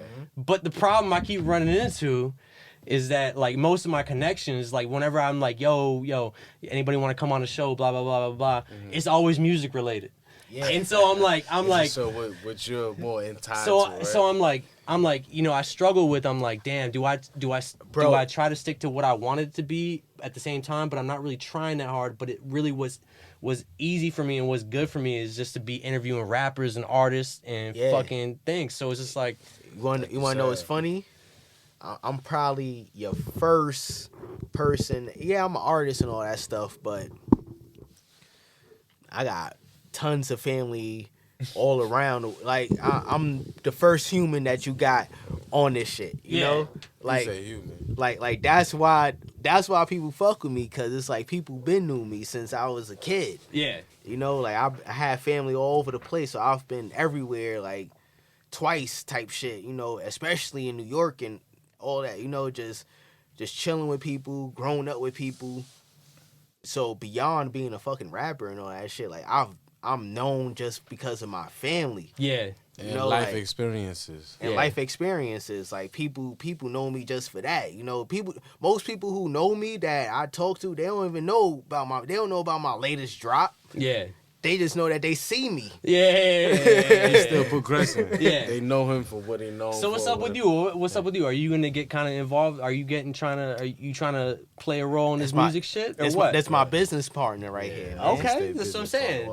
So tell me a little bit about that. Like, what's the plan between you guys? Like, what you trying to start a label? You trying to start We literally trying to do everything. You know, Alright. like and he's just, you know, this my bro. He always we connected fully because he was like a tastemaker early along with me. Like when nobody was thinking about shit, like being like taste making shit when we was kids. It was me and him. You know, we was on Kanye West early. We was on Dave Chappelle, watching Dave Yeah. Chappelle coming Different to type of class sense in of 5th humor. grade early. You know, like different types of humor and shit. Like we knew like how to think about life. Soho, fucking being fly and shit. You know, like Yeah. I had to catch up with him. You know, like people be thinking I'm fly and shit, but this is the guy that I was like, yo, I gotta be fly to him in order to be fly. Yeah. You know? My bad. I'm trying. They just fucking gave me an extra free hour, so I'm like making sure because we were supposed to close out at 6, Yeah, I know. and they were like, they just text me right now. I'm like, yo, just want to make sure we don't. That's perfect. That's perfect, so we wonderful. can keep it going. I was gonna keep it going anyway. I didn't really give a fuck. I but- told you, run it God, up. God works how God works. God didn't want people to see how he hits me when I talk. You know, not yet. He just wanted people to hear that shit. Oh wait, there we go. Apply $20 credit. There it is. Continue. Boom. Yeah, man. This is what we do. And we good. We're all, look at that. Look at that. Hold up. And we're That's good. it. We're straight. They still charge me $6. I see you, Pirate. All right, we good. $6. Still charging me $6, bro. You know why? Why? Trying to get that money, bro. Because I used to claim Crip. You ever been on Fulton with 100 Bloods and 100 Crips? I definitely. Oh, I that's the definitely Radimus line right there. I don't know if you caught that. I definitely been on Fulton with a bunch of people. Like I got family on Fulton. Actually, my family on St. Mark's is like their building is like one of the most dangerous buildings in St. Crown Mark's and what? Heights. St. Mark's and Brooklyn, New York. I knew he was gonna say that. St. Mark's and Brooklyn Ave. Yeah. Brooklyn, Oh, okay. I was like York, Brooklyn, yeah. New York. I know some Brooklyn. And New York. Yeah, Brooklyn. Oh, and- New York Ave, in between Brooklyn and New York Ave. Yeah. Oh, okay. Got you. I got Crown some. Heights, to be specific. I got some clients over there, man. We'll be, I be out there every once in a while. Yeah, I know how you do. You know how you do. We gotta make some moves on that too. You know, it's a lot of world out here. We will connect. Yeah. Yo, should we fucking try to get Jax on the phone? Yeah, let me see, cause I told you, Jax. If you want, all you gotta do is just plug this shit in, and we'll be good to go. If you get him on the phone, maybe we can get Jungle on here. You brought it up to me early, and I'm like, okay, if we can get Jungle, we got to get that clip, bro. Let's see. Let me call Jax and see if he gonna answer. You hear it? Yo, what's good, bro? Good, baby. Yo, I'm on that podcast. You remember the podcast that I told you I wanted you to come through, but before you left? Yeah. Yeah, Well, you live right now, baby, on the Bout Whatever podcast. we're fucking we're live, and like everybody fucking with you, so we want to talk to you real quick. Yo, Jax, I wanted to connect with you, man. I wanted to say first off, you don't even gotta worry, but we're connected, so you can hear me through the mics. I want to say first off, bro, you fell in some good hands, bro. Hell yeah, you know that. History is a fucking legend. Yeah, I'm already knowing, bro. I'm already knowing. Yeah, man, I heard about your story, bro. You were just out in New York. You had your first New York experience trying to figure it out when this shit came your way, huh? Yeah, bro. I feel that. Yo, but I got some quick questions for you, bro. I was hoping that I could get you in here because I got like a little bit of a connection to Burlington. I'm from my family's from like Ticonderoga. I'm sure you're familiar. New York?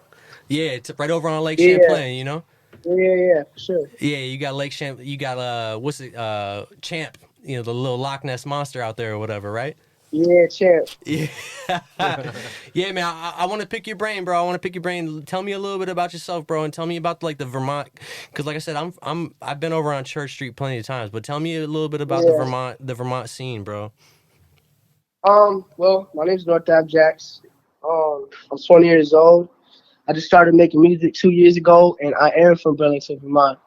And the thing that's, at first I kind of was against Burlington, Vermont growing up, because there's not very many opportunities, especially as a young kid wanting to get out there and, just be heard and seen around all over the world. But the more I grow older and the more I leave Vermont and see it, it's like that place is magical, because it's like I get an opportunity to really put Vermont in the map, So my goal is to not only make Vermont a well-known name, but have other people from Vermont too be come out as not even it doesn't even have to be musicians. It could be anything, sports. It could be, you know what I mean? Yeah. And I want to be that person they look at if he can do it, I could do it. You know what I'm saying? So back in Burlington, Vermont, the scene is growing. It's getting bigger. It's getting better. And it's quiet state right now, but we're gonna be making noise soon. That's for sure. Yeah, I want to pick your brain a little bit about the the demographic of Vermont, because like I said, I'm familiar with the area, man. So I know the University of Vermont's got a pretty diverse crowd. But what is some? I was just interested on what's some of the shit that you came into. I'm sure you get some hate for being a white rapper from Vermont. And of course. I was just interested because I don't know if you're familiar with the website called VermontHipHop.com. But I did some research on you and shit, and they were talking. The guy was basically backing you up, saying you were getting a lot of hate and shit just coming out of Vermont or whatever. But break that down a little bit about the demographic, man, because I know there's been people that hate on like rap shit out there, right? Of course, yeah. You know, well, Vermont is one of those states where it's like they want to be not very well known, low key, so it could stay the way it is. We don't even have like billboards or tall buildings in like Vermont. You know, like it's as far away as urban as it can be. So Yeah, you just got a bunch of like cow manure and shit. for real. Citywide. And the side comments too on like me being from like the suburbs and shit, and like just like I was born into like the industry and stuff like that. I mean, you know, the thing about success that I've noticed is that a wide majority isn't going to believe in it until the other half does. You know, so Yeah. Vermont, it's really hard for that to come because not, like I said, not very many people do it, and when they do it, it just, you know, it's not, it feels like it's not shared, and I'm like starting to fully like realize, like, especially with history like in my ear telling me like left from right, you know, like I get to fully see, I feel like everything before it's happening. Yeah. And now that like I can like just kind of sit back and I have like a different view on like the way I want to approach things and the way I want to like, you know, like the hate is going to come regardless. You know, there's steps to it, and I'm going through the steps as history is telling me like what's about to happen. I'm literally doing it. Like I started off with no hate at all, actually. Like, you know, like, and then like a little hate back home for people like, oh, it's not gonna happen, blah blah blah, or this and that, SoundCloud rapper, this and that. But that's everywhere, you know. And then I kind of, as soon as people start to see like it was possible, the love came in, and then there was no hate again. And then now it's coming. Now I know it's really starting because now like that the music's being spread and people are commenting from all over the world. You know, it's not always gonna be positive. Not everyone's gonna fuck with the music, but you know, I get to fully see, like, not fully because obviously I haven't experienced everything yet, but I get to see like shit before it happens. You know what I'm saying? So I'm honestly like, I'm blessed, very blessed. You know, my team is fantastic. I think I have the best team in the world. And yes, you do. Yes, I do. You know what I'm saying? Yeah, hell yeah, but, man. Just you know, the hate and the talk is gonna come. That's a part of the game. Like the LeBron's the most hated player in the world, but we all know who LeBron is. You know what I'm saying? Like, it's just simple. You know, it's a pride thing at the end of the day. Yeah. I can't let it get to me because there's so many things people are gonna say. It's not. I can respond to everybody, or you know what I mean. So I just gotta stay focused, keep chasing this dream, and stay locked in. Well, shit, man. Like I said, you're in good hands, bro. You ever gonna leave Vermont? You think you can come out here and move to Brooklyn or what? To live there? Yeah, man. You gotta come. You might have to. He probably got scarred this week from fucking Brooklyn, New York. All y'all motherfuckers in Brooklyn, I swear y'all love me, man. And y'all ain't hold Jax down this week, man. We coming for you. Man. When Hey, Jax, we coming for you. We coming for you. When Jax drop this next shit, don't be hitting us up to let Jax stay in your crib. My and guy, shit, man. If we were to do this, if we did this episode yesterday, I would let you crash at the crib, man. No worries, bro. We would have made it happen. That's love, bro. That's love. But one thing I want to say too is that I've told history. First platinum song that goes. I'm gonna come back out to New York and we're gonna go crazy for the towns. I mean, hopefully by that time you'll be 21, baby. You heard? Yeah. We've been probably talking about a few moves, man. We got you. Next time you come out to New York, bro, we'll make sure we set you up properly. Thank you, bro. That's love for real. Yeah, I kind of got screwed over the last time I was there. I ain't gonna lie to you. I heard a little bit about that from your guy, but we won't talk too much about it. But hey, that's the type of shit that you might encounter in New York. You gotta be able to survive through the adversity. Yup, exactly. Yeah, man. Yo, well, pleasure, man. I don't want to take too much time out of your day, bro, but I just wanted to make sure I got you on. Could we play some music? And yes, sir. we chatted about you a little bit, man. Unfortunately, we had some camera issues, so we only got half visuals.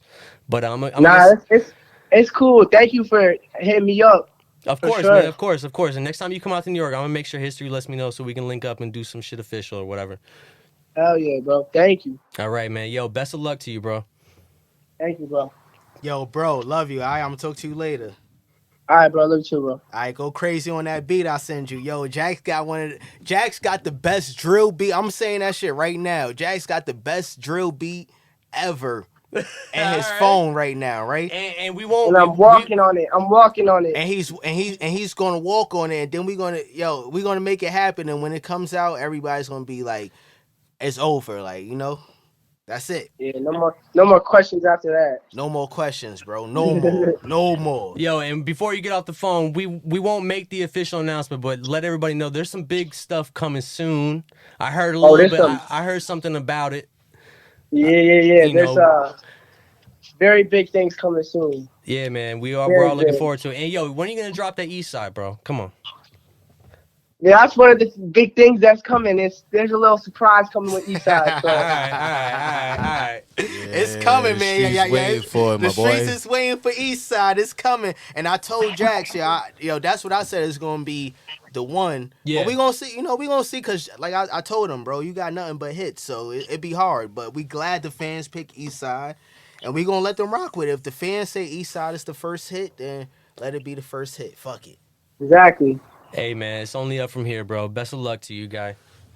Hey, thank you, bro. Appreciate it. All right, man. Thanks for picking up and talking to us. All right. Sure. Enjoy your day, bro. I'll talk to you later. Got it. All right. Yes, sir. My guy is very well media trained, bro.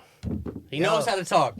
He knows how to do it. Yo, that's my boy. You see, I was literally like, I don't know if you peeped, but I literally was switching into like manager mode, like listening to every word that he's saying, like as he's talking, like, oh, don't, Yeah, hell yeah. you know, like, but you know that's my thing, you know, like I know how to switch roles in like a matter of seconds, you know. Yeah. So I mean, that's the way to be able to handle it. You know what I mean? Mm-hmm. Yeah, man. It was cool to be able to chat with him, bro. That was dope. I was happy that happened. Yeah, bro. You see, That's how it's supposed to be. You see, he answered, bro. Yeah. And that's how you know. You ain't even hear a ring. That shit just picked up. Hello?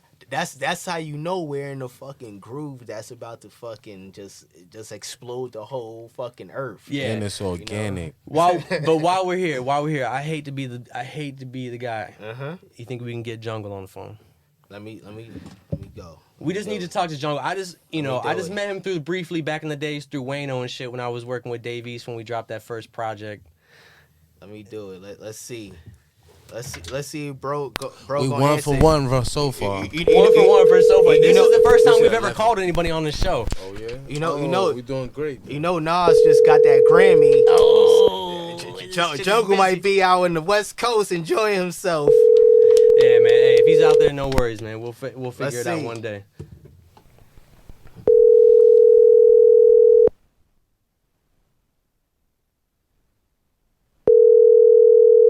My guy's enjoying himself, bro. Yo, Jungle, what's up, man? Oh, I thought he picked up. I was like, oh shit. Yo, Jungle, man, what's up, man? I'm gonna send him this clip too and be like, yo, I'm gonna call him twice. Yeah. If I call him twice, he gonna think it's serious. He gonna end up calling me tonight. Just text him 911. Look, let me call him one more time. Yeah, fuck it. We'll try it out. Yeah, fuck it. One more time. That's just how we do. With Jungle, it's funny because Jungle's probably the hardest person to get in contact with ever. Like, and it's just, that's why it's just crazy that I be with him, like, anytime I'm with him. Like, Yeah, that's wild. I see you guys been at, like, Sweet Chick a couple times. Oh, yeah. Whenever I go there, it's like the red carpet, everything Yeah. free.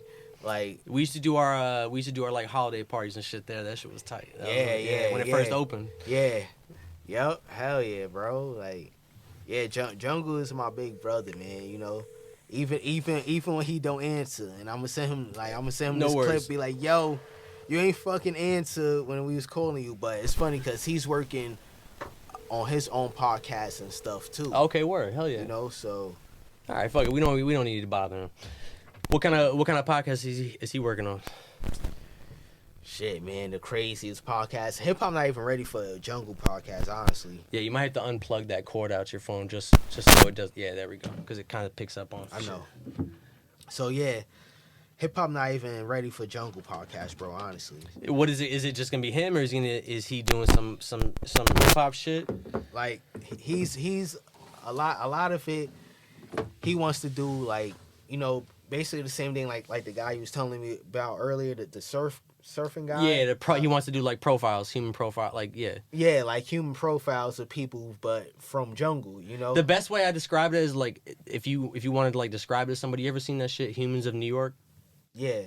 Like that, where like they like interview somebody and they're like, Yeah, exactly. they tell their life story. Yeah, exactly. But it's like a very short clip. This is like a 45-minute interview. Yeah, sometimes, more in depth, yeah, sometimes it's like 3 hours, It's bro. gonna drag, if it's like, if and they have somebody's willing to open up. and they have repetitive guests because some people want to have these people back. Repetitive? Yeah. Oh, with the crowd. Okay. Yeah, The it's fans legit. is like, yo, bring her back. It's legit. Her story was yeah. interesting. And not even bro. It's everybody, bro. Yeah, It's like bring him or it's whatever, everybody. Yeah, Yeah, everybody. that type of All shit. types of people. There's one about You a got a whole doctor. inbred family, like. Inbred Yeah, family. yeah, man. There's one with like child predators, like all types of shit, bro. He interviews all types of people. A lot of times the people are from like Skid Row.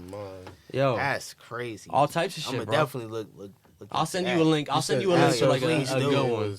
What Please you said do. the name was? Honestly, I Soft probably white did. underbelly. Cause I literally be looking at like mad craziness on YouTube. I love that shit, I'm bro. just not- It's interesting. I love human like learning about like Life experiences. yeah people that go Iceberg through. Slim. You think like you got some crazy shit, bro, and you hear some of these stories, you're like, This is what I'm saying. Yo, bro, you wanna know what's funny? I'm not like a subscriber. yeah, Like I've been on YouTube for so long. Like I was one of the guys with a computer early. yeah. So I've been on YouTube for so long. Like I'm so used to old YouTube that subscribing to people is like it's not even in my mind when I go to YouTube. Like so most of the people that I like watching their videos, yeah. I've never subscribed to them. I don't subscribe to anybody. I very rarely subscribe to anything. I mean, some of my favorite shit to watch is like interviews, like rap interviews. So I subscribe to like Vlad.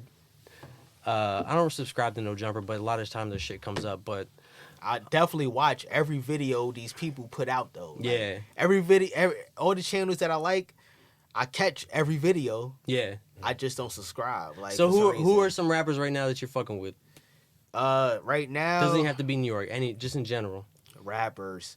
Artists, whatever it may be. Kiddo CSA, that's South Africa. KIDDO CSA. Okay. Look him up. South Africa, that's my guy right there, man. That's like the Jax for me in South Africa. Yeah, I'm known. History is everywhere, No, bro. worldwide, Like, baby. Yeah. Mr. Worldwide. Yeah. People who? Yeah, everybody, all the artists, all the young artists hit me up. Like young artists from across the pond, they hit me up to get known out here in New York and stuff. Yeah. Tap in. But yeah, Kiddo, CSA, Jax, of course. Of course. Shoot, man, who else? I would say Busy Banks, Free Busy Banks. And Riz Allah. Riz Allah is Shout out Riz. Shout out know, Riz. I was glad he came on I that see show with you, Brandon. I didn't cousin. know he was coming until they showed up. Yeah, Riz Allah. I'm glad he came on that show. I forced him to rap. Yeah. You know? I made him rap. You Yeah. know, so he could end everybody's rap career whenever he wants because It's in him. it's in him. Yeah. I made him He read the ready. dictionaries. I made him do all of that. Everything that I was doing, I made him do it way more than me, and he was always better. I always felt like he was better than me since we was kids. You Yeah. know, so yeah, man. If you're scared of me, then you should be 20 times scared of Riz Allah whenever he feel like it. Because right now he's doing directing, NFTs, That's all Lil types Big of Bro. Tell me, briefly, give me a rundown because that show you did at Terminal 5 with Jim Jones and shit, right? Yeah. And that was Let's like some talk about it. NFT Yeah. shit. Tell me Let's about talk that because I about it. don't know shit about NFTs, I bro. think I was probably the first person in New York to do an NFT event. Word. Let's really talk about it. Yeah. I mean, you're probably one of the first people that I saw. I mean, I'm not tuned in with the NFT. What year was this? Tell him what year was this? I think I 22? It was 2022, right? Or was it 2021? 21? This was last year. Last year. This was last year before mad people was on it. Nobody cared about NFTs. So tell me run that down for me, how that shit like came into How you got play introduced to it? Bro, all right, it started with me reaching out to a company that I was invested in, OTC company that I had my money into their stock. And I can't even tell you about this project that I'm working on, Radimus, but I knew this project is a project that a bunch of people will want their hands in, and I knew the NFT thing was coming because I'm a heavy crypto investor. Yeah. All right. And I was like, yo, like I didn't even really ask Rad because I always think about crazy shit, and Rad just be like, well, Rad is like so logical and stuff. Like he could really get me out of my historyness. So I don't really ask Rad questions when I just do things. And isn't it crazy how important it is to be able to recognize those types of things? Oh yeah. Yeah. And it's just like wait, I can't let you in on this. And it doesn't. Exactly. It doesn't take away from the friendship at all. But it's just from the most basic term, from creative to creative. It's just like, yo, respect my process, bro. Yeah, like exactly. And respect it by just understanding that I'm not gonna run anything by you. Yeah. and ruin the friendship.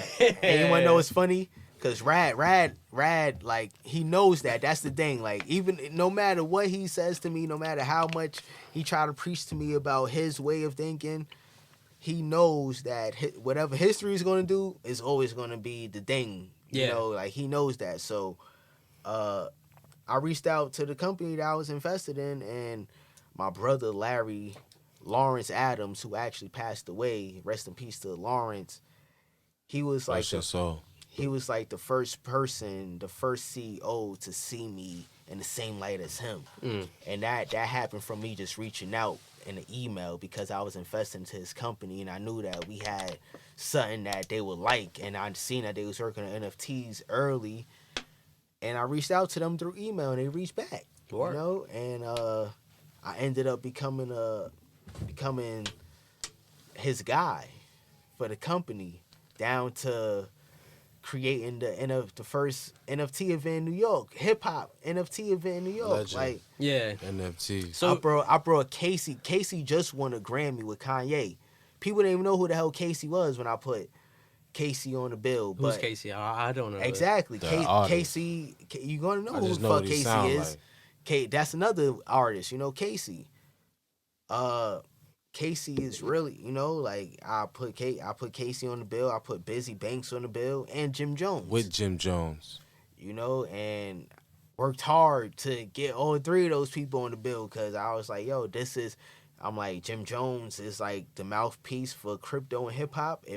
Why would I get anybody else in hip hop? So I gotta respect him. Yeah. I gotta respect. And Jim's been on a little run lately. He's been dropping some shit. Bro, we was a part of we was a part of that energy. Me and Lawrence. Yeah. We was a part of that energy of. I think it started off with like the Harry Fraud shit, right? Like I feel like it's honestly and revamping the it was going for like a little while since like 2019, 2018. Yeah. He was going, but what really made me reach out to Jim Jones is he signed my cousin King Streets to him. So when he signed King, I was like, I could get to Jim Jones. And that was it. And I got to Jim Jones, but it wasn't even through King. That was the initial dope I know process. this guy, you might, as soon as you initiate the conversation, well, I know this guy. Yeah, word. It was like, yo, you signed the King. I mean, you signed King. King is my cousin. Yo, King, can you hook us up? King is this new artist, so he can't really hook us up.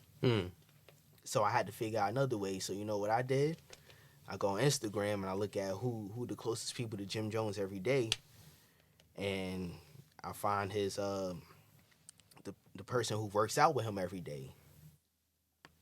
Who, Dave and Fab? Nah, before them. Life camp. I found Mano. I found the head leader of the Fam Life workout team Hell and yeah, stuff. Yep. Big Rue. And from there, like it was like I reached out to him because that's how I do. And I reached out to him and he made sure that we got, because I came with some good shit about the NFTs and shit, and he made sure that me and Jim Jones got connected. He connected me to Capone, which is Jim Jones' manager, and I told Capone about my ideas. And then and that all happened after I got prayed over. It was like a moment. My mother had a prophet by the name of Linda English come to the house, and she prayed like over the whole family and stuff, and she told me like, don't be afraid to do that move that you want to do, and that was literally getting to Jim Jones. And that same night, I got to Jim Jones. That's tight. Yeah, it's crazy how this shit works, right? Hell yeah. Yeah, but tell me, what was the actual NFT? Like, what were they auctioning off? Like, what was that? So what was the product that somebody was able to buy, right? Because that's the point of NFTs, right? So, my brother Larry, rest in peace to Larry, he was like one of the first people to try to figure out how to connect people who don't give a fuck about NFTs to NFTs. That was always his main initiative. Like, yo, I want to make sure like the person who don't know nothing about crypto or NFTs could be able to get an NFT. Yeah. You know, and that was always his model.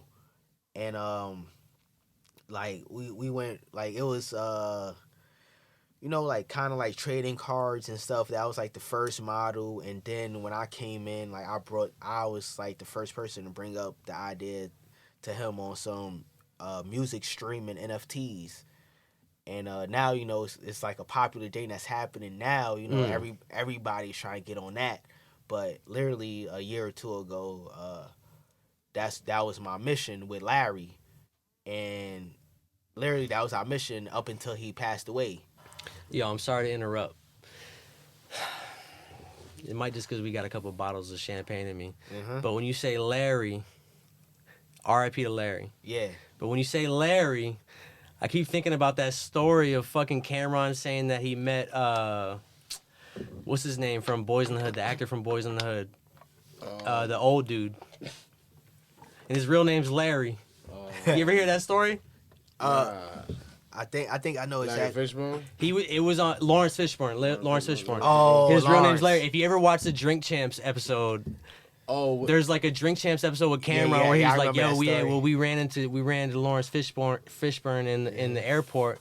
And my boy, I forgot who he said it was. He was like, my boy just kept calling him Larry. Yeah, I think it was Freaky Zeke or something. Yeah. And he was like, yo, my name's Lawrence. Don't call me Larry. And he was like, all right, Larry. Yeah, I remember that shit over Drink Champs. Yeah. Sorry to interrupt, but when you kept saying Larry, you kept thinking my about ADHD brain went into fucking Drink Champs and was just like, why does he sound? It sounds familiar when he says Larry. He's like, all right, Larry. You want to know what's funny? Because Cameron is like one of my favorite rappers. Like that's I learned like a lot of my flow come from Cameron. Yeah. I fuck with Cameron. Growing up in Florida, I'm sure it was probably different for people in New York, but growing up in Florida, though, when Dipset came out, I think for Floridians in particular, I don't know how it was up here, but we gravitated towards Jewels, which was interesting.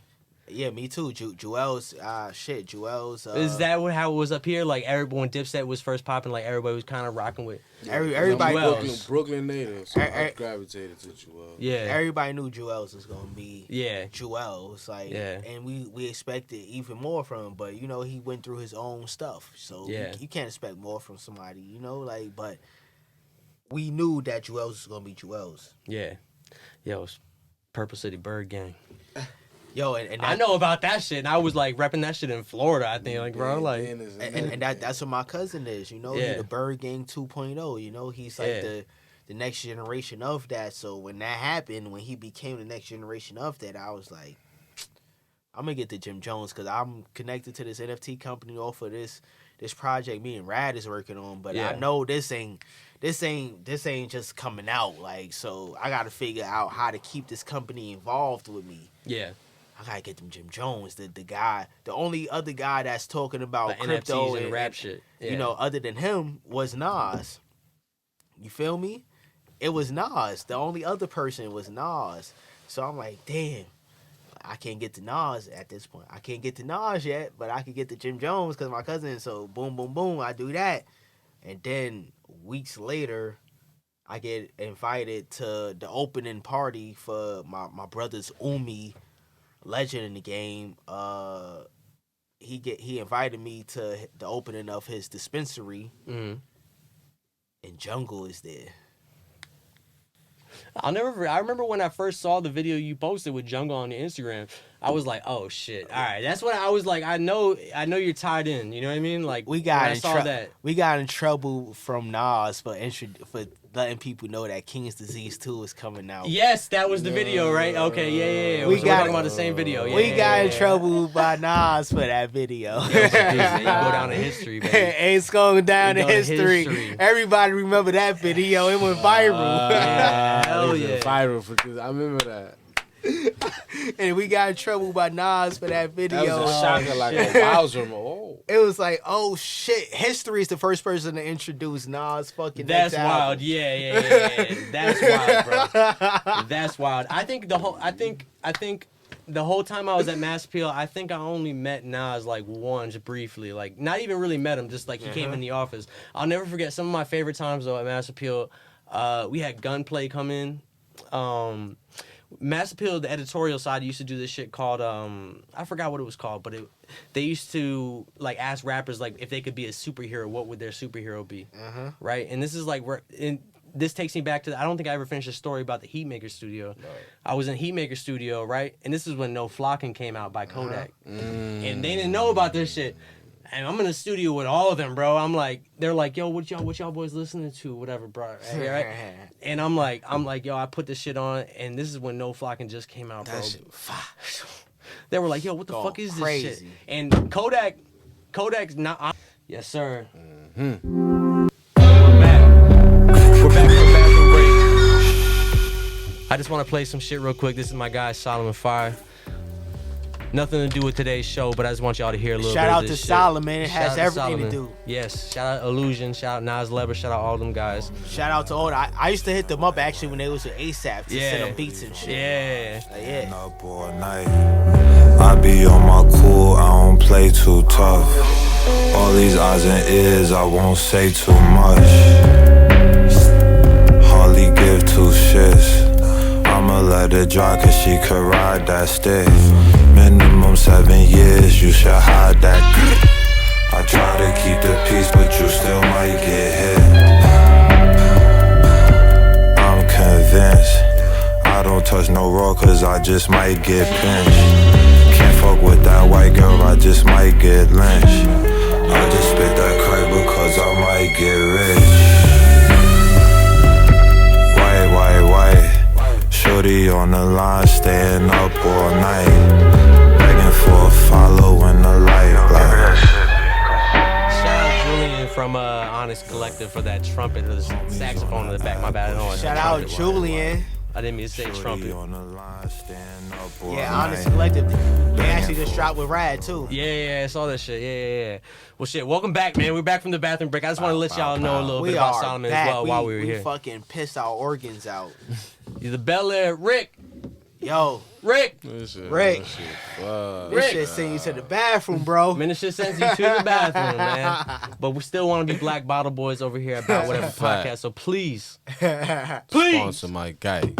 Yo, hey, man. We had a long ass day. I just want to say thank you guys for coming in, bro. Like, and before we get out here, I want to say personally to you as well, like, how we were talking about before we started shooting out how slacking and you know, and I was looking for the right person to talk to for me to come back. Yeah. And you hit me up and were like, and I wasn't expecting you to hit me. To be honest, I was like, oh, I know you're mad busy, so I was like, I don't even know if he's gonna hit me back, but I was gonna hit you eventually. But I was just like, let me give it a month or whatever. I don't forget. Yeah, and I appreciate you for doing that, but I want you to understand that I'm leaving this podcast like inspired a little bit. You know what I'm saying? And it was refreshing and nice to talk to somebody who I know, but who I also know has like the greatest intentions in this shit. You know what I'm saying? And so I just want to say thank you for coming in, you know? Yo, thank you for accepting my CD. Of course. I used to have a Mercury. I used to have a Grand Merc around that time. So I used to be riding around in that Mercury with the windows tinted, riding around looking like an undercover cop. Busting that shit. Yeah, bro. And you know, that helped me out because that helped me realize, yo, I'm a fucking rapper too, like really, because like I said, I was in college. Yeah. So everybody in New York was just doing their thing. I'm just in college in Long Island, just looking at my team going viral, looking at IOD Dry Records, looking at fucking Solomon 5, looking at ASAP, everybody. And Dime a Dozen, Joey Bad, all these people. And I'm just in Long Island. It's like, what the fuck am I about to do? Yeah. And that was Guys and Pimps. That was evil. I came back to New York with evil. Yeah. I came back to New York with an energy that people wasn't really jumping and shit at shows and stuff like that. But when I came, bro, for some reason, they started, it was a bounce that came, you know, it came, you couldn't hate on what I was doing. You know, I realized, like, yo, you hate on everybody else set, but when I get on that stage, the energy is always, you know, you was there. Yeah. As soon as I get on, it was over. Like, we shut down the whole show. Nobody could get the crowd back to the level that I took it. Yeah. Rad, nobody. That's why Rad kept me for last. Yeah. Even though it was his show, he had me perform last. Yeah. You know, it was like, we understood that, and we kept that formula going, and that formula helped me, you know, build into myself. Yeah. If Brad didn't believe that I was the perfect person to go last after every one of his sets, I don't know if I would have believed in myself. If you didn't believe grabbing my CD and then helping me become an intern at Master Pill, I don't know. Yeah. It's crazy, man, how this shit works, know? bro. And one last thing before we get out of here. It's dope to see, you know, back in the days, you know, they would tend to call it like a collective or, you know what I mean? But I feel like you guys have solidified yourself as like a family for one reason that a lot of you guys have known each other.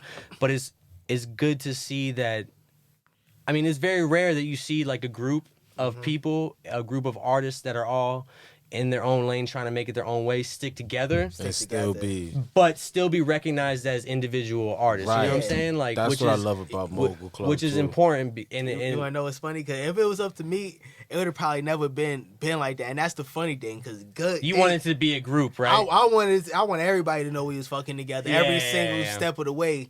But you don't need it. But Critical and Rad was like, we don't need that. You don't need it. If you have your own the solidified members individuality in your team, and you just under one umbrella, which is Mogul Club, but you're not releasing shit as Mogul Club with all you guys rapping. That in itself separated yourself as artists, because it was people would look at Mogul Club as a collective. They want them to look at them. Right. Yeah, you did it how they wanted to do it. Like literally, however you look at us, it's how like we literally just family, just brothers that do Whether great they music do a together. collective project or individual project. Yeah, like exactly. all of it, you know, like you expect it. Everybody plays a role. Very well. Yeah, that's it. Like it's like literally just family. Especially at this point, like damn near all of us is basically dirty and almost 30 or 25 and, you know, mid-age, mid-20s and stuff. So it's like, the fuck, man? Like, what else we gonna be? We ain't no fucking... You're already past that point. We gotta ride with it. Yeah, you just gotta ride with it, yeah. It's a legacy now, you know? It's and like, let's be frank.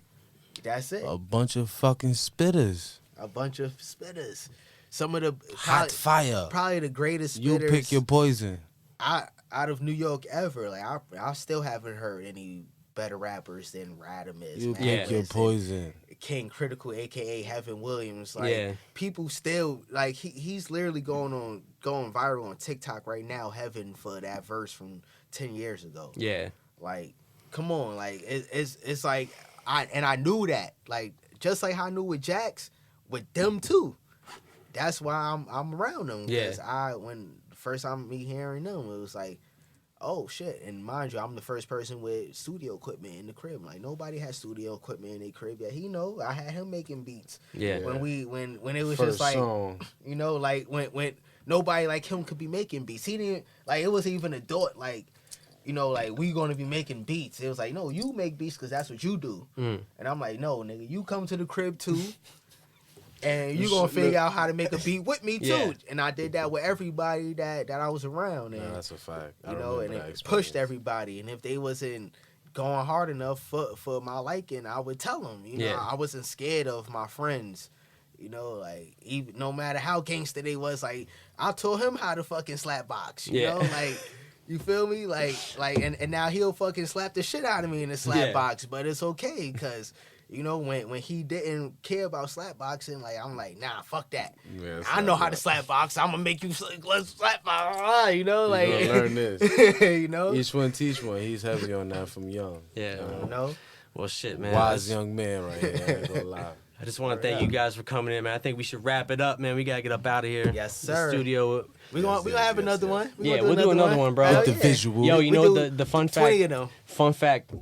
June 1st, I'm gonna have my own spot, so I'm planning on starting to shoot out of my apartment and shit. So that That's way I'm what's gonna be up. able to shoot all day, shoot like 2 or 3 Go of these crazy. bad boys all Okay. day. Hell Yeah, yeah. you know That's what I'm what's saying? up. That's a So vibe. So that's the next plan, man. But stay tuned. We got some people Stay coming up tuned. soon. It's Yeah. coming. Yeah, and we out. We out. Boom.